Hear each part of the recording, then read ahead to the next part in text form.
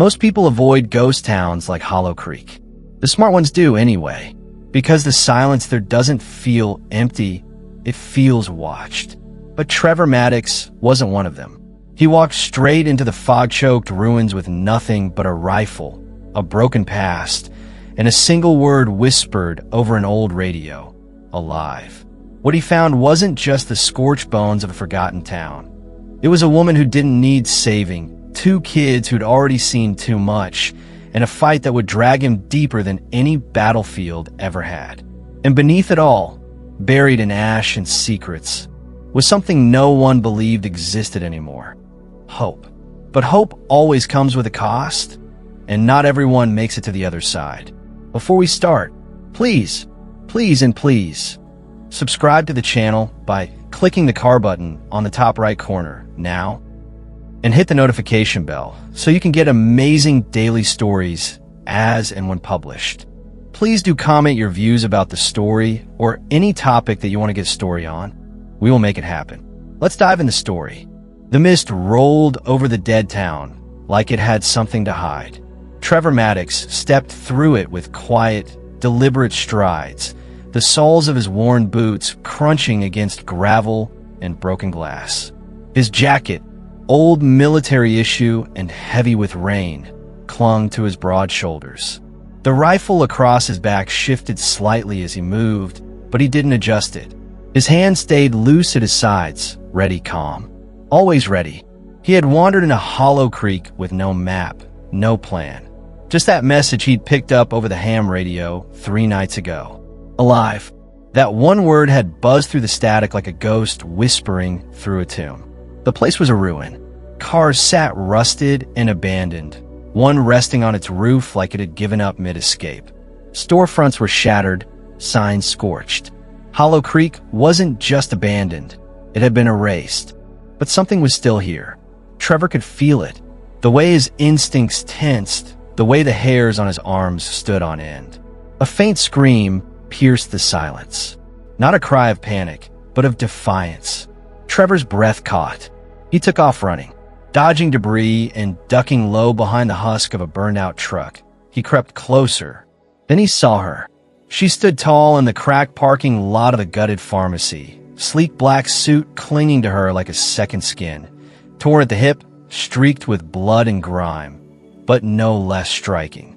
Her dark hair was pulled into a rough braid, and even in this chaos, her beauty was unmistakable. Powerful, fierce. A rifle hung from her shoulder, useless, empty. Her eyes, storm gray and razor sharp, flicked between the 4 men circling her like vultures. 2 children crouched behind her, boys no older than 10 and 6. The younger one trembled. The older clenched a dull piece of metal like it might matter. One of the men, tall with a jagged scar across his cheek, stepped forward with a lazy grin. "Well, now look what we got here," he drawled. "Mama Wolf with her pups.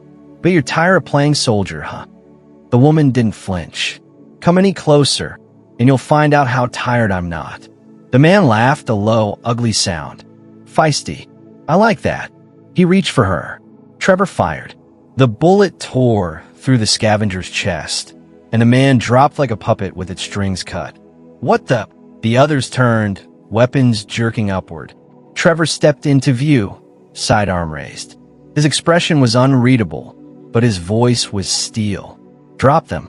Now." They hesitated. Trevor fired again, quick, clean, hitting the shoulder of the one about to aim. The man spun, screaming. The third ran.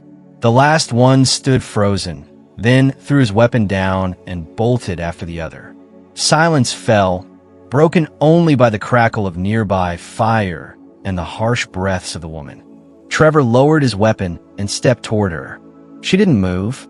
Her body was tense, ready to strike. "You all right?" he asked. She eyed him wary. "Define all right," she replied flatly. He almost smiled. Fair point. Her gaze flicked to the kids. They hadn't moved. Trevor crouched a few feet away, lowering his tone. "I'm not here to take anything from you." The older boy finally looked up. "Then why are you here?" Trevor paused, glancing around at the ruin, the bodies, the burned sky above. Because someone said alive, and I figured that meant somebody might need help. The woman's voice was quieter this time, but just as sharp. And you just walked in? Trevor met her eyes. You screamed like someone worth walking toward. She stared at him. For a second, the tension in her shoulders eased barely. Then she turned to the boys. Inside. Now. They obeyed instantly, slipping into the pharmacy behind her. Trevor didn't follow, but as the heavy door creaked closed behind her, she hesitated. Don't follow us, she said. I wasn't planning to, he replied. But if you scream again, I'll still come running. And then she disappeared into the dark. Trevor exhaled and looked around the broken town, his heart still pounding. The mist rolled in again, thicker this time. He waited, because something told him this wasn't over. Not even close. The inside of the pharmacy was colder than Trevor expected. Not from the air, but from the silence. He moved cautiously through the broken glass and overturned shelves, pausing every few steps. Shelves had been ransacked, flu bottles smashed, bandage boxes shredded. Someone had tried to hold out here, and failed. His boots creaked on the worn tile floor as he stepped past a rusted medical cabinet. Then, the click of safety. Trevor stopped. I told you not to follow, came the voice. It was her, Jessa. She stood in the hallway ahead, one hand holding a pistol, the other shielding the two boys behind her. Trevor raised both hands slowly. I'm not here to hurt anyone. Forgive me if I don't take your word for it, she snapped. You've got a nice aim, but that doesn't make you a saint. Trevor gave a slow nod. Fair, but I didn't shoot the guy with the scar because I liked his haircut. A flicker of something, wry amusement, touched her face. Cute, she muttered. Now turn around. He didn't move, just looked past her at the kids, both watching him like he just crawled out of a nightmare. The older one, maybe 10, spoke first. Mom, if he wanted to hurt us, wouldn't he already have done it? Trevor's brows lifted slightly. Smart kid. Jessa glanced back at her son. Her jaw clenched. I don't trust Easy, she said finally, lowering the gun just an inch. And I sure as hell don't owe you anything. You don't, Trevor agreed. But I've got some clean water, a little food, and a place that's safer than this rat hole if the rain hits tonight. She didn't reply. Also, Trevor added, I didn't exactly shoot those scavengers so I could be rewarded with sass and suspicion. That did it. Jessa let out a short breath. Not quite a laugh, but close. You're cocky, she muttered. Helps me sleep at night. She holstered the pistol, slowly. The tension in the hallway eased, just a notch. She stepped aside. You got a name? Or do I just call you guy with a gun? Trevor Maddox. Jessa Vorn, she said. These are my sons, Liam and Cody. The younger one, Cody, peeked out from behind her leg and waved. Trevor gave him a small nod. Well, Jessa, he said, I'd say it's nice to meet you, but the flaming town and dead bodies kind of ruin the vibe. She arched a brow. Yeah, I'm not known for my hospitality these days. They found an old office in the back and clear enough debris to sit. Trevor passed over 2 ration bars and a water flask. Jessa didn't take it first. It's not poisoned, he deadpanned. She smirked faintly, then handed the food to her boys. They opened it cautiously, eyes flicking to her for permission before eating.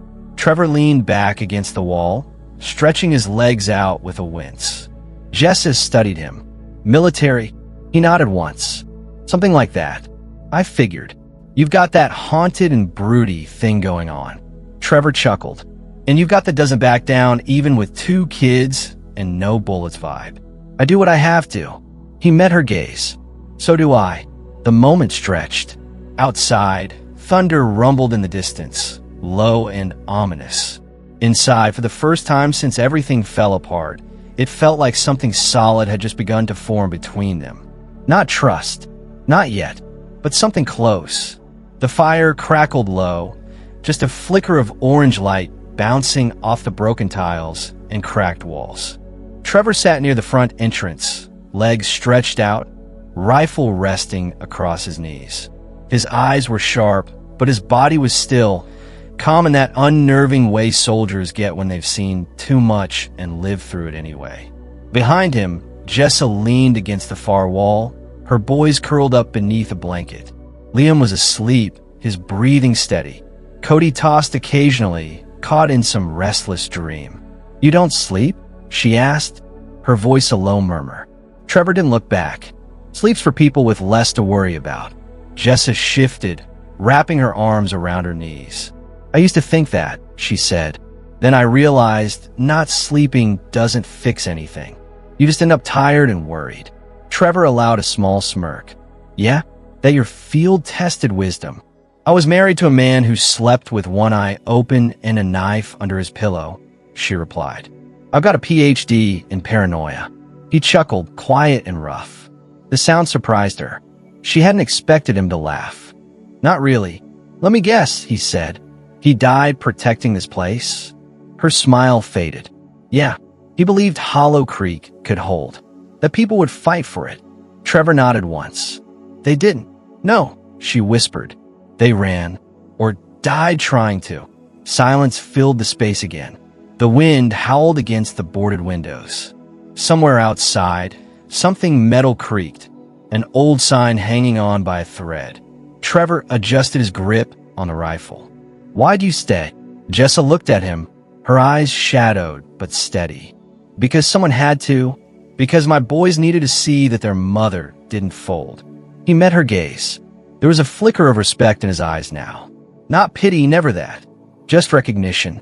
She made the same kind of hard choices he had. Survive or don't. Fight or fade. "Most people wouldn't have lasted this long," he said. She shrugged. "Most people didn't." Liam stirred and let out a soft whimper. Jessa was up in a blink, kneeling beside him and brushing a hand through his hair. "Shoo," she whispered. "It's okay. I've got you." Trevor watched her. How fast she moved, how gentle her voice got. It was jarring, how someone who had stared down armed scavengers could turn soft in a heartbeat. Like flipping a switch. "You're good with them," he said quietly. "They're all I've got left," she replied. After a beat, she sat back down near him, but not too close. "What about you?" she asked. "Where'd you come from?" Trevor exhaled, leaning his head back against the wall. "Nowhere important." "Wow, riveting backstory." He smirked again. "I've been on the road a long time. Long enough to stop counting days. Heard the message. Came to see if it was real." Jessa eyed him. "Why bother? You don't even know us." "I didn't have to," he replied. "Sometimes, you just know when it's time to stop walking." The fire popped between them, sending a spray of sparks upward. Jessa drew her knees up and wrapped her arms tighter. "Don't get comfortable, Maddox. The world still knows how to take everything from you." Trevor glanced toward the boys. "Maybe, but sometimes it leaves something behind too." She didn't answer, but she didn't argue either. The next morning was too quiet. Trevor knew the signs. Stillness didn't mean safety. It meant something was holding its breath. He stood on the rooftop of the pharmacy, scanning the horizon through a cracked pair of binoculars. Fog still clung to the streets below, but it was thinning. Visibility was returning, which meant trouble was about to find them. Jessa appeared beside him, her boots barely making a sound on the scorched gravel. "Anything. Smoke," Trevor said. "Northeast ridge. Not from the fire pits. Control burn. Someone's signaling." Jess's jaw tightened. "Red flare." Trevor gave a grim nod. "Yeah. Wolves." The word hit like a slap. She didn't say it with fear. She said it with fury. "They've been sweeping through ghost towns," she continued, crossing her arms tightly. "Picking off survivors. Taking what they want." Trevor kept his eyes on the smoke trail. "How many do they usually travel with?" "At least 2 skiffs. One scouting, one loaded. Sometimes 3, if they think there's value." Trevor lowered the binoculars and met her eyes. "They'll think your kids are value." She didn't flinch. "They'd be right, which is why we don't let them anywhere near them." They made it down from the roof fast. Inside, Liam was already packing what little they had. Ration bars, water, a threadbare blanket. Cody stood near the back exit, peeking through a narrow gap in the door, hugging a stuffed bear with only one eye. Trevor checked his gear while Jessa loaded a small pistol. "They'll be here before nightfall," he said. We've got maybe 2 hours before they're close enough to spot movement. I know a route through the drainage culverts, she said. It'll take us toward the ridge line. If we can keep ahead of them till dusk, we've got a shot. Trevor paused, then looked her dead in the eyes. Or, I lead them away. Jessa froze mid-step. Excuse me. You take the kids and run the culvert path. I create noise. Draw them south. No, Jessa, no, she snapped, stepping close. You think I'm letting you play hero while I drag my kids through mud and pray you're still breathing at sunrise? Trevor stayed calm. I'm not asking permission. I'm offering chance. Jessa's face was hard, her voice sharp. You don't get to die for us, Maddox. I'm not burying another man who thought that was noble. Liam watched from the corner, silent. Cody clung to the bear tighter. Trevor dropped his voice. I don't want to die, but they're not here to talk. And if someone doesn't slow them down, they'll find you. Her fists clenched. Then, reluctantly, she turned away. You better make it back. Trevor nodded. I will. She moved fast after that, helping Liam get Cody ready, securing the route. As Trevor loaded his rifle and slung it over his back, Cody tugged at his sleeve. Will you come find us? Trevor crouched. I'll do better than that, kid. I'll bring breakfast. Cody gave a small smile. Jessa opened the rear hatch. Maddox! He turned. She stepped close, brushed her fingers over his hand for just a second. You scream, she said softly. I'll come running. He smirked. Guess that makes us even. And then he slipped into the mist, walking toward the sound of engines. The first shot shattered the night. Then the world exploded.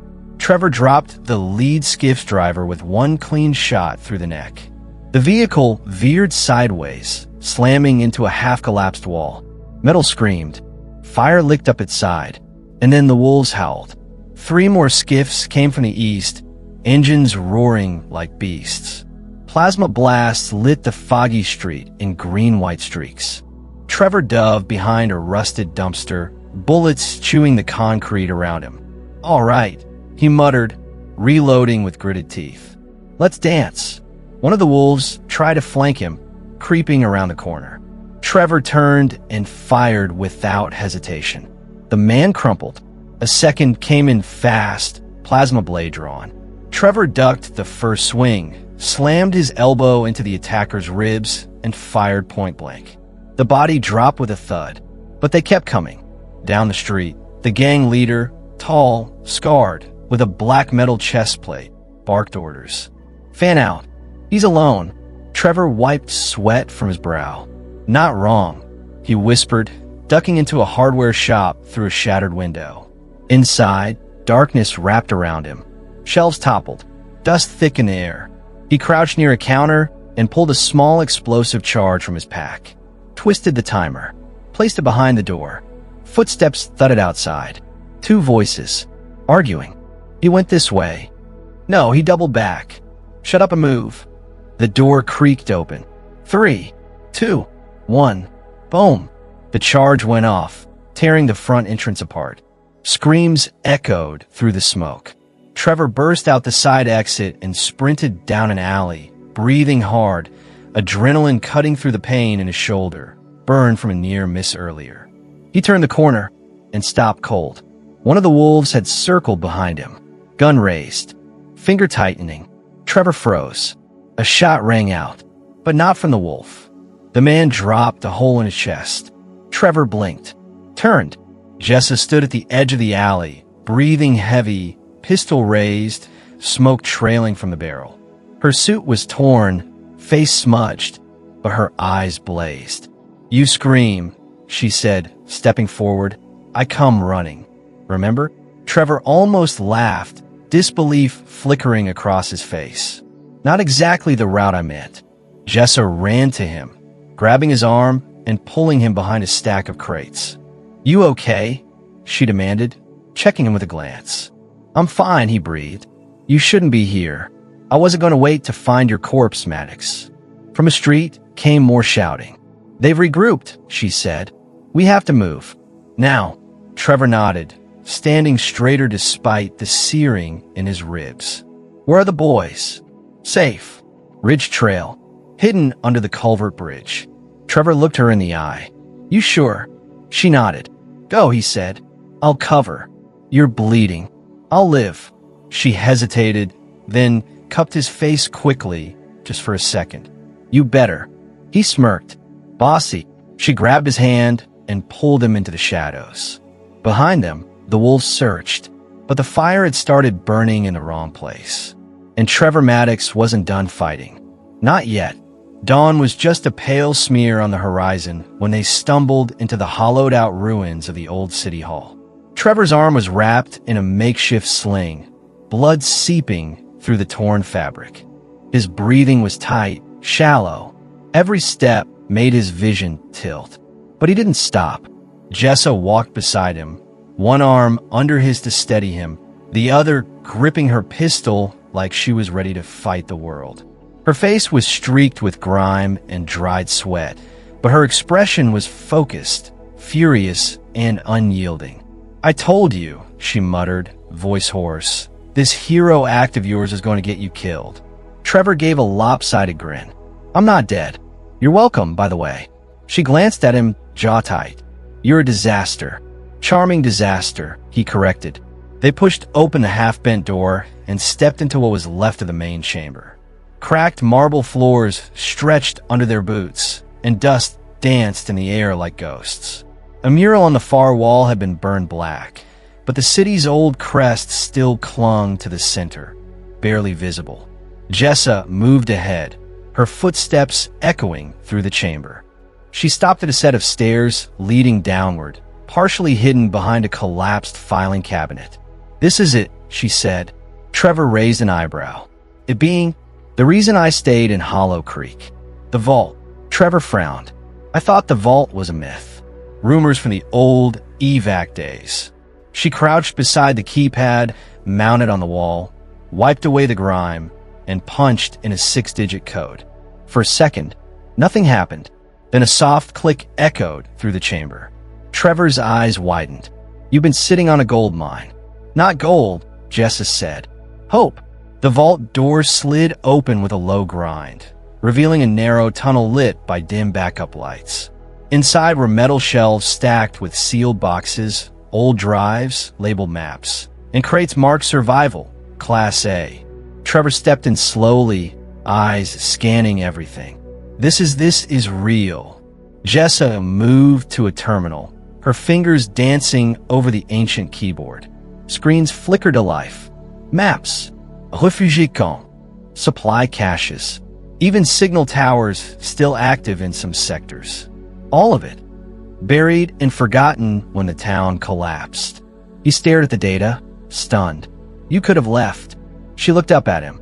"I didn't want to leave with just a maybe. I wanted to know that there was something left." Trevor stepped closer, slower now. He was tired, bleeding, but more alive than he'd felt in years. "Well," he said softly, "looks like there is." Jess's eyes searched his face. The sarcasm was gone. So was the snark. Just quiet gratitude. She reached for his hand, slow, tentative. "I didn't think anyone would stay," she said. "Not really." Trevor squeezed her fingers gently. "Then you didn't know me yet."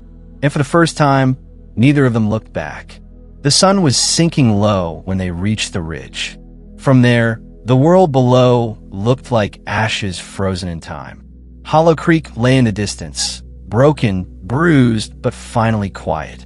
Smoke still curled faintly from the old pharmacy. The wolves were gone, scattered, some dead, some running. Trevor leaned against a boulder, his shoulder freshly bandaged, pain radiating down his side. He was exhausted, limping, and still had dried blood on his jaw. But he was alive, and he wasn't alone. Cody sprinted toward him the second he appeared, arms wide. "You made it!" Trevor knelt just in time to catch the kid, groaning softly. "Easy, warrior," he said, still stitched together with duct tape. Cody laughed and hugged him harder. Jessa stood just behind, Liam at her side. She looked different in the light, not just because the dirt had faded or the bruises were healing, but because something inside her had shifted. Trevor stood slowly, meeting her eyes. "You doubted me. I planned your funeral," she replied. Was it nice? Very poetic. I cried. He smiled faintly, then nodded toward the vault's datapad clutched in her hand. So now you've got it. Coordinates. Camps. Survivors.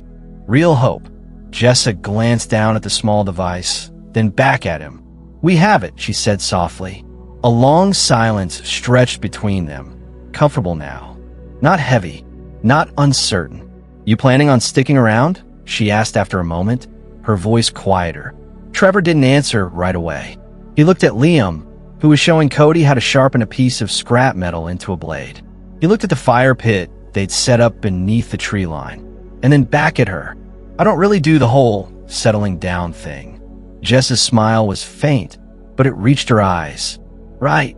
I usually disappear. In the middle of the night. No bouvier. Real mysterious. Sounds lonely. It is. She stepped forward, closing the space between them. Well, she said, voice low, this time, maybe don't. He searched her face. You sure? She nodded, then leaned in and whispered. You scream, remember? He chuckled. Yeah, you come running. Then she kissed him. Not the desperate, fire and battle kind. This one was slow, steady, real. Her hands slid up his chest. His arms wrapped around her waist. The world didn't vanish. It didn't need to. They were still standing when the sun disappeared behind the mountains.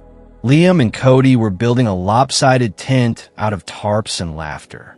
Trevor looked at them and then at her. I'm thinking, he said, we make that signal tower our next stop. Light it up. Let the rest of the world know what we found. Jess's fingers curled around his. And what did we find exactly? He smiled. A future. And for the first time, neither of them was waiting for something to go wrong. They were finally building something worth staying for. Together. Here is the story ends. If you enjoyed and want to watch more thrilling sci-fi adventures, make sure to subscribe to the channel. Dive into epic battles, explore distant galaxies, and join brave heroes as they fight for survival against impossible odds. Let us know in comments if you want next chapters to publish soon. Hit that subscribe button, turn on notifications, and become part of the journey. Together, we'll keep the last light burning. Subscribe now and let the adventure continue.